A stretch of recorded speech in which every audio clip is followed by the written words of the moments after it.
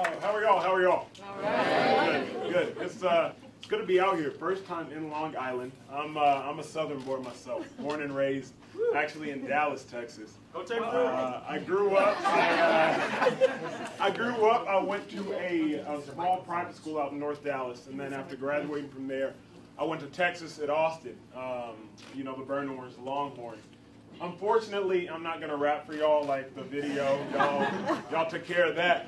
But so yeah, the video y'all just saw, a fan had reached out to me and she asked like, hey, if I get 2,000 retweets, will you go to prom with me? And I usually entertain some of the banter on Instagram, Facebook, whatever it is. So she reaches out to me and I say, hey, if you get 10,000, you got yourself a deal. Because clearly I was like, there's no way she'll get 10,000, right? Well, 3 hours go by, I go to dinner, I come back, I look at my phone, she has 9,986, right? Now, between y'all and I, don't tell anybody, but between us, when she got to 7,000, I was gonna report the tweet as spam. Now, for some of y'all that are familiar with Twitter, when you report it as spam, it shuts down and blocks, it can't do anything else. But by the time I checked my phone again, I pulled it out. She was already at like 10,000, it was too late. And so I said to myself, I said, well, it's either go big or go home, right? And so that's when you see me. I get the jersey for. I fly from Austin, where I'm in grad school right now, studying sports psychology, working on my master's. I fly up to Virginia, handle all the flights, the hotel, go surprise her at school. School got canceled the day before, so that threw a wrench in my plan. So we had to tell her, hey, you're going to meet with the superintendent. You're going to meet with the principal to get approval for me to come. So what she thought, that's when she leaves the room, turns the corner, she believes she's going to meet with the superintendent. There's where she sees me. And she just breaks down, starts crying. I still don't know what to do when a girl cries, so I'm like, but no, it was great. It was great. It was fun. But I spent the last 14 days talking about that, so I will, you know, cease and desist with the prom stuff. You know, I was super touched by both of y'all's stories, and I think y'all are just probably a little bit of everybody and each individual story. I think those are just the two that, you know, we got to hear. And those were pretty radical for me. So I think it's an awesome thing that the United Way is doing. And as I reflect kind of on my life, I think there's a quote that stands out to me. It says, whether you think you can or you think you can't, you're right. Whether you think you can or you think you can, whether you think you can or you think you can't, you're right. So what that means is, regardless of whether I think I can achieve it or I don't believe I can achieve it, whatever I think in my head, that's what's going to happen. You know what I mean? So there's not any trick to it. There's not any trick to like my success to making it into the NFL. Like, it wasn't like a trick. It was just hard work and God's grace. You know what I mean? But it was, so when I was in high school, there was a guy that was committed to Texas before me. My brother plays for the Arizona Cardinals. He was starting outside linebacker. His name's Sam, and he went to Texas as well. But I go to Texas. There was a guy committed before me, and when you're going to like commit to play football at the next level, there's this thing called rivals, and it's like this. It has like all your stats, your height, your weight, your 40 time, all this good stuff. And so I see him, and it says like he can bench 315. And at the time, I'm in high school. I'm a little guy.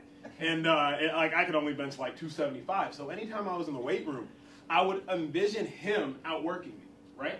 And so if I envision him outworking me, that means I have to work that much harder. I didn't even know him at the time. Like, I knew what he looked like, but I didn't even know him personally. But because I was so motivated to be the best, then I would envision him in the weight room next to me, because that pushed me to work that much harder. So what does that mean for y'all? And what did that mean for me? It's one thing to say, like, man, I really want to be the best. It's one thing to say, like, oh, I want to be a doctor. You know, I want to be an artist. I want to be a musician. What steps are you taking to achieve those goals? You know what I mean? Because anybody can talk about it. It's easy to talk about. Like, it would have been easy to say, man, I really want to play in the NFL. Well, the fact of the matter is, there are 64,000 collegiate athletes, 64,000 collegiate like football players on all the different levels, and 260-something get drafted. You know what I mean? And so setting the goal, that's beautiful. But now you have to figure out what steps you're going to take, regardless of what you want to do.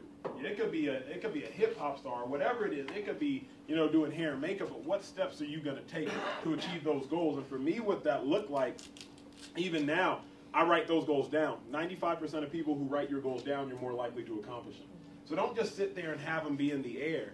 You know what I mean? But write them down so somebody can hold you accountable to them.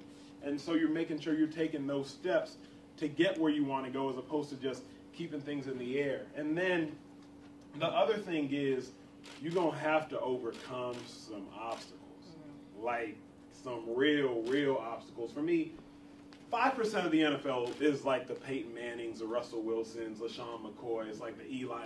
That's 5% of it. Like everybody else, it's a grind. I was drafted in 2012 to the Cleveland Browns. I was traded after that season to the Philadelphia Eagles. I was let go by the Philadelphia Eagles. I was picked up by the New York Giants.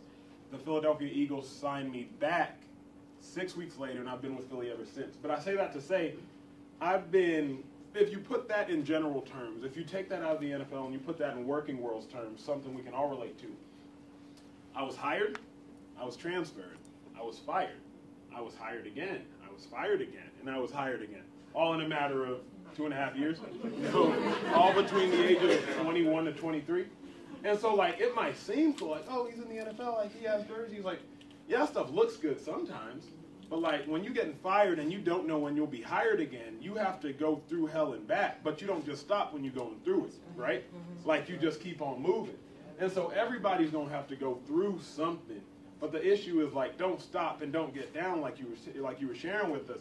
Whether it was probation, whether it was doing time, whatever it is, like, don't just stop there. Don't let that hold you back. Like, you got something you want to accomplish, right? And for me, I wanted to get to the NFL. I knew I belonged in the NFL. So I had a mission I was going to accomplish, and nothing and nobody was going to hold me back. Now you flash forward to this year, a couple guys get hurt. I get to start a couple games. You know what I mean? Now people recognize me. And the crazy thing is, like, that is just the floor. That's not the ceiling, if you know what I mean. Like, just because I started to play, just because now you've gotten the internship, now that you realize you want to be a doctor, and whatever the story is for you, don't let that be the ceiling. Like, no, like, that's just the beginning. And so, and I said it after this whole prom thing, I said, when you have a chance to positively impact somebody's life, you don't make excuses, you make it happen, right? And what I mean by that is, nobody paid for me to go to Northern Virginia. Nobody paid for me to get in that hotel room. Nobody paid for me to surprise that girl. But she was a fan. She reached out. She really cared. And I was like, let's just go have some fun with it. You know what I mean? Like, if I can go positively touch her, why not? And so, I share that with y'all is there's going to be a point in your time when it's no longer going to be about you. You will be successful if you want to be.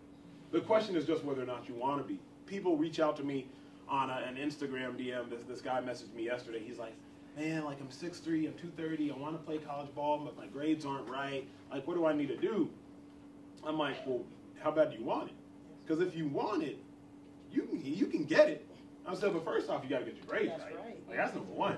But I'm like, if you really want it, it's all in the mind. If you really want it, you can get it, but you just have to set out a path for how you're going to go about achieving it, because nobody's just going to hand it to you. Nobody's ever just going to hand it to you. And really, more than anything, they're going to try to take it from you, right? So if you want it, like, don't let anybody, don't let any obstacle, don't let anything stand in your way, because it's yours for the taking. You just got to go get it. And so, lastly, as I look to me now, my parents were born and raised in Nigeria. And so I go back to Nigeria every summer, and we do medical missions work. And we go, they're born in like a little rural village, like little starving little kids, about 4 or 10, you know what I'm saying? Like, just little guys. But I go back there and I see them and I realize, like, it's only by, like, God's grace that I'm here able to be in this position, right? Play in the NFL, do all those things. And so last year we went and I calculated, we go with a general surgeon, an ophthalmologist, optometrist, and we do free medical work. And I came back to the U.S. and I calculated, based off the free medical work we did $1.28 million just in free medical care. Right, but that's just because we have been blessed and we've been privileged, and it says, "To whom much is given, much is required." Right, and so if you're ever given a lot, just remember you gotta help somebody else out because they need you. They need you just as much as you need them. It says, if you want to go fast, go alone, but if you want to go far, you go with somebody else. Right, so y'all just remember, find somebody. You know what I mean? Find somebody that's trying to run that race with you. And y'all, hey, let's come on. Like, let's run this race because we got somewhere to be. You know what I mean? But now get rid of the ones that are holding you back. But find somebody that wants to run that race with you, and y'all run the race, because you can get whatever you want. You just got to know that you can get it. And as soon as you believe you can get it, you don't get it. Because whether you think you can or you think you can't, you're right. Remember that.